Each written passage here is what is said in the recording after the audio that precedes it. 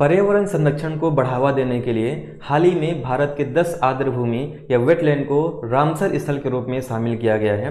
तो इस वीडियो में हम लोग देखेंगे कि 10 नए रामसर स्थल कौन कौन से हैं, साथ ही में रामसर से संबंधित संपूर्ण जानकारी आपको इस वीडियो में उपलब्ध कराई जाएगी। तो सबसे पहले हम लोग चर्चा करेंगे इसमें रामसर स्थल क्या है, इसके बाद क्या है रामसर संधि, रामसर संधि का महत्व क्या है, रामसर स्थल से संबंधित महत्वपूर्ण तथ्य क्या है, इसके ऊपर भी हम लोग चर्चा करेंगे। रामसर स्थल का वर्गीकरण किन आधारों पर किया गया है, इस पर चर्चा करेंगे। आर्द्र भूमि या वेटलैंड क्या होता है, भारत के 64 रामसर स्थल कौन कौन से हैं, ये पूरी लिस्ट आपको इस वीडियो में मिल जाएगी। और 2022 में कौन से नए रामसर स्थल शामिल हुए हैं, जैसे पिछले महीने में ही 5 रामसर स्थल बने थे और इस महीने में 10 नए रामसर स्थल बने हैं, यानी 2022 में अभी तक में टोटल 15 रामसर स्थल 2022 में ही बन चुके हैं इसमें। तो इसके बारे में पूरी कंप्लीट जानकारी आपको मिलेगी। तो चलिए स्टार्ट करते हैं। सबसे पहले हम यहाँ पे बात करेंगे रामसर साइट क्या होता है।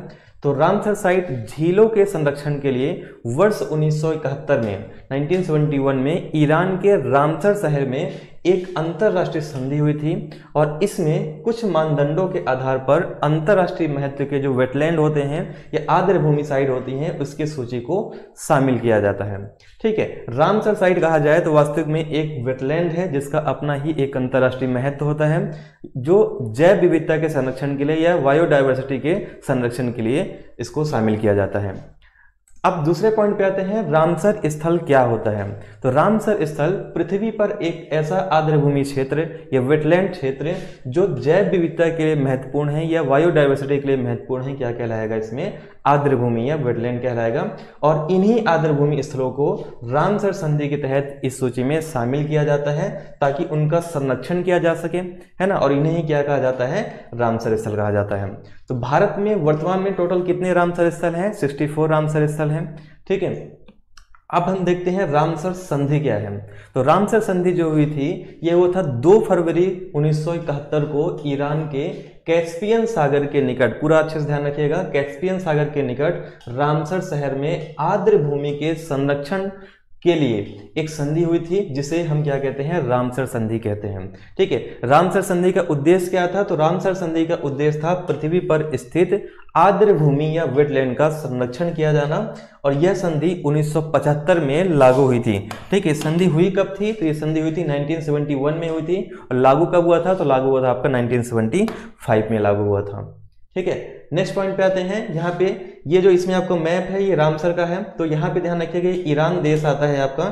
ठीक है, और ईरान देश में यहाँ पे जो आता है आपका, ठीक है, यहाँ पे कौन सा आता है आपका, रामसर। ध्यान रखिएगा रामसर जो है आपका एक आर्द्र भूमि भी है और इस नाम से यहाँ पे शहर भी है, सिटी भी है। ठीक है, जो कैस्पियन सागर से लगा हुआ इलाका है इसमें। ठीक है, इसके आसपास के देश के बारे में बात करें तो Iraq, Azerbaijan, Georgia, Turkmenistan, Afghanistan, ये सब देश ईरान के पड़ोसी देश हैं इसमें। ठीक है, तो यहीं पे कैस्पियन सागर के निकट आपका रामसर स्थल है। अब हम बात करते हैं रामसर संधि का महत्व क्या है।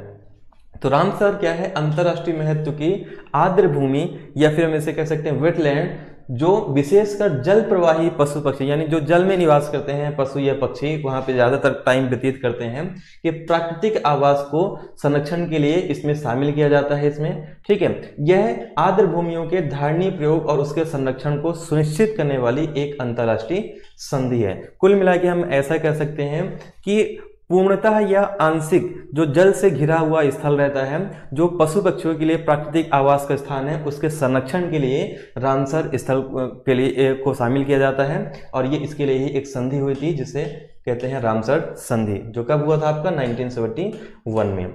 किसी झील के रामसर साइट घोषित करने पर उसको संरक्षण को बढ़ावा दिया जाता है, राष्ट्रीय स्तर पर भी बढ़ावा दिया जाता है और अंतर्राष्ट्रीय स्तर पर भी बढ़ावा दिया जाता है। रामसर स्थल से संबंधित महत्वपूर्ण तथ्य जो है, तो भारत ने रामसर संधि पे जो हस्ताक्षर किए हैं, ध्यान रखिएगा 1 फरवरी 1982 को हस्ताक्षर किए हैं। भारत की पहली जो रामसर स्थल की साइट है वो कौन सा है, उड़ीसा में चिल्का झील।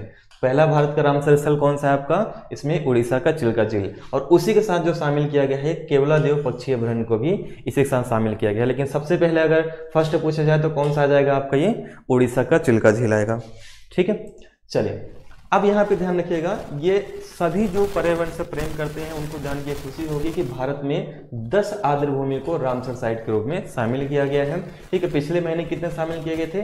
5 साइट को शामिल किया गया था और इस महीने जो किया गया है 10 को किया गया है। सूची में शामिल किए गए 10 नए स्थलों में से तमिलनाडु कितने हैं?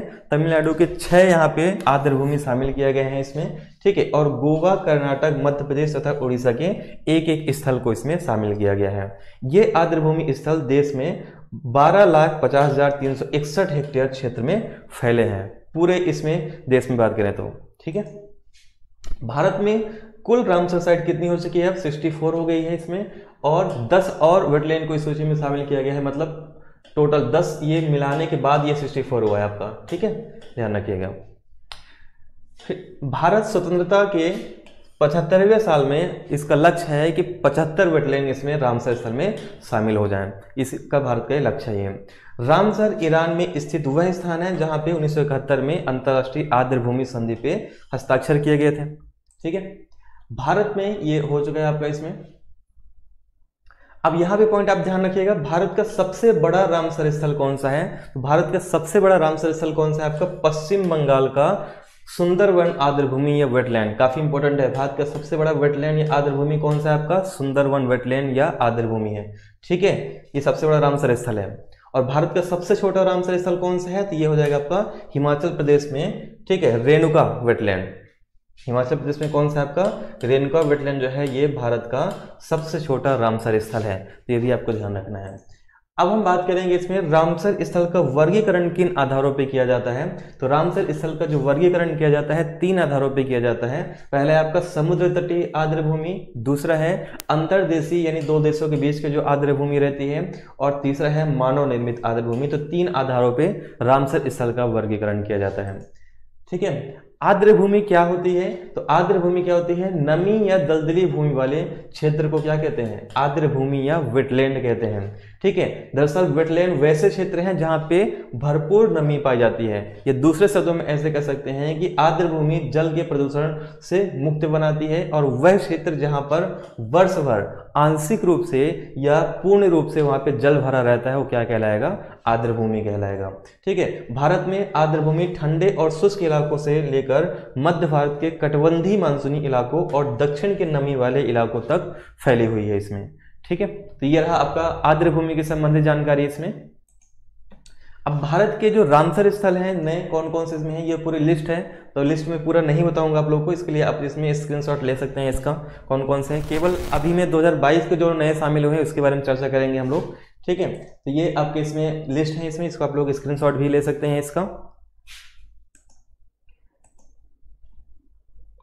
ठीक है, तो ये टोटल जो इसमें संख्या कितनी है? टोटल 54 इसमें शामिल हुए हैं वेटलैंड। तो ये आपका इसमें पूरा आप लोग इसका स्क्रीनशॉट ले सकते हैं इसमें। ठीक है, तो चलिए अब हम लोग चर्चा करते हैं यहाँ पे कि 2022 में कौन कौन से शामिल हुए हैं। तो ध्यान रखिएगा, पहली बात 2022 में जो शामिल हुए हैं तो टोटल शामिल हुए हैं 15 शामिल हुए हैं। तो पहला जो शामिल हुआ है इसमें आपका ये, ठीक है, इसमें शामिल हुआ कौन सा? कारिकिली पक्षी अभयारण्य कहाँ पे आता है? तमिलनाडु में। ठीक है, ये 2022 के हैं, इसमें ध्यान रखिएगा। फिर वखीरा वन्य अभयारण्य जो आपका आता है, इसको अलग से लिस्ट हम लोग देख लेते हैं इसमें। एक सेकंड थोड़ा सा रुक जाइएगा आप लोग। ठीक है, भारत के जो नए 5 रामसर स्थल हैं जो अभी हाल ही में शामिल हुए हैं, पहला जो आ जाएगा इसमें आपका कारिकिली पक्षी अभयारण्य, कहाँ पे आता है? तमिलनाडु में आ जाता है। दूसरा जो है आपका पल्लीकरनाई मार्स रिजर्व फॉरेस्ट, ये भी तमिलनाडु में आता है। तीसरा है पिचवरम मैंग्रोव, ये भी तमिलनाडु में आता है। यानी 3 कहाँ पे आ गए? तमिलनाडु में आ गए, जो पिछले महीने 5 शामिल हुए थे।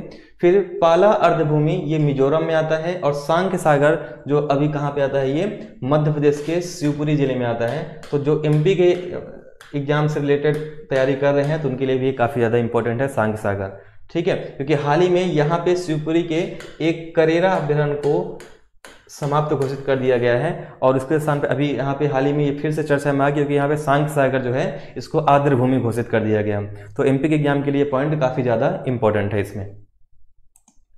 रामसर सूची में शामिल किए गए जो 10 नए वेटलैंड है या आर्द्रभूमि है, ये कौन कौन से हैं? तो इसमें भी तमिलनाडु के अकेले 6 आर्द्रभूमि शामिल हैं इस 10 नए के लिस्ट में। ठीक है, इसमें कौन कौन से हैं? तो इसमें देख लेते हैं। पहला जो इसमें है कोथनकुलम पक्षी अभ्यारण्य है, दूसरा है मन्नार की खाड़ी समुद्री जीव मंडल रिजर्व, बेमनूर वेटलैंड कॉम्प्लेक्स, वेलोड पक्षी अभ्यारण्य, वेदांथलम पक्षी अभ्यारण्य, उदयमर्थनपुरम पक्षी अभ्यारण्य। ये 6 जो है कहाँ पे है आपके, ये तमिलनाडु के हैं।